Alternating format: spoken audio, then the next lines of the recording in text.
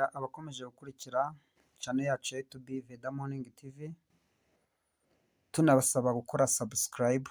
Uyu ni umurongo mushyashya, ni umurongo tugiye kuzajya dukurikiraho ibiganiro byinshi bitandukanye bishobora kudufasha mu buzima bwacu bwa buri munsi. Tuzajya tuhabonera inama nyinshi no kuhamenyera ibintu byinshi bigiye bitandukanye. So rero uyu munsi turashaka kubereka uko twakoresha urubuga rwa Mifotra. So Mifotra rero ni urubuga dukenera mu buzima bwa buri munsi, ni urubuga dushobora gushakira akazi. So rero ndakangurira nyine abana barangiza kwiga batazi urubuga rwa Mifotra, batari bafungura urubuga rwa Mifotra, kuko urubuga rwa Mifotra niho bashobora gushakira akazi kose ka leta niho gashobora gushakirwa. So ubwo rero ugomba kugera hafi tukakwereka uburyo bafungura bakereya urubuga rwa Mifotra aho bakira akazi. So rero fata telefone yawe uze ushake application ya Chrome ku batayizi ni iyi ngiyi. So noneho ubwo uraza uyifungure,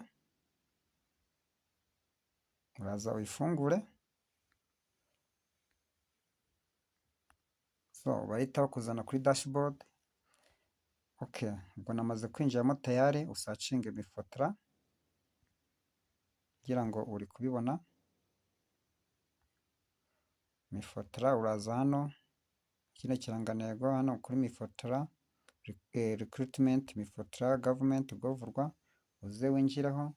So uraza hano urabona hari aho bari kubwira login and register. So login uyijyaho igihe wayikereye uyifite, ariko kuri register naho kugira gute, register ni iyi ngiyi, niho uri buze gukanda kuko niho tugiye kwiyandikisha ku rubuga rwa Mifotra. So urabona baduhaye option eshatu, turagira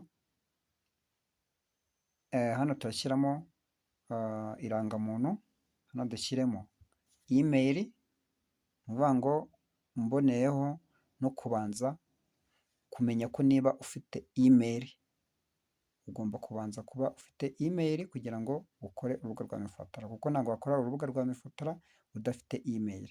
So ubwo irangamuntu yawe ushyiramo neza, ugashyiramo email, ugashyiramo na telefone namba yawe, noneho ugahita ukanda next. Noneho niba baguhaye next bahita baverifyinga nuza yawe, bahita baverifyinga irangamuntu yawe. Iyo ibaye verified hahita hazaho akantu k'akavi, wenda aha ngaha kubera ko njye nayikereye sinzi wenda niba byakwemera. Urabona ko iyi si iba verified, urabona ko nyishyizemo nkahita nemeza igahita iba verified kugira ngo uri kubibona. So ubwo rero then hano iyo uyishyizemo bahita iba verified, ubwo biba byahuye, ugahita ushyiramo email yawe na telefone, urabibona niyo twizera, iyi niyo email yanjye, ugahita ushyiramo na telefone yanjye.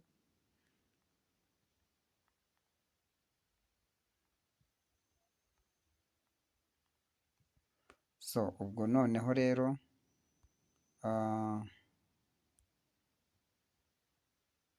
urabona ko nayishyizemo. So ubwo rero kubera ko njye nsanzwe nyifite ntabwo batuma nkora next. Iyo nkoze next tayari uba wakiriye urubuga rwawe rwa Mifotra, biba byarangiye. So ubwo rero kugira ngo abadafite urubuga rwa Mifotra babanze bashake email, ariko mu minsi iraza ndabereka uburyo bakereya email, hanyuma noneho dukomeze kurushaho kugira ubumenyi bwinshi ku ikoranabuhanga. Rero ubwo ndasaba abantu bataragira urubuga rwa Mifotra, kuko ari rwo rudufasha gushaka akazi ka leta, kuko akazi muri ibi bihe tugezemo ntabwo akazi tujyana impapuro ku ma office, ahubwo akazi tugashakira hehe? Akazi tugashakira ku ikoranabuhanga, mu gukoresha ikoranabuhanga. Mifotra niho hari urubuga rw'aho batangira akazi. So rero ndabashimiye, ubwo tuzaza tubereka uburyo twakwinjira muri Mifotra cyangwa se igihe waba wibagiwe password yawe ya Mifotra, uburyo wagira gute wayirikavaringa, then niyo video tuzaza dukurikizaho. So ubwo rero ndabashimiye ku bari badukurikiye, kandi mukomeza kudukurikira mukora subscribe kuri Veda Morning TV, mudukurikire kandi mudutere inkunga mudukorera subscribe, ibyo nibyo mbibutsa, kandi dukomeza gufashanya kuko twese bidufasha gutera imbere. So murakoze rero, mugire ibihe byiza.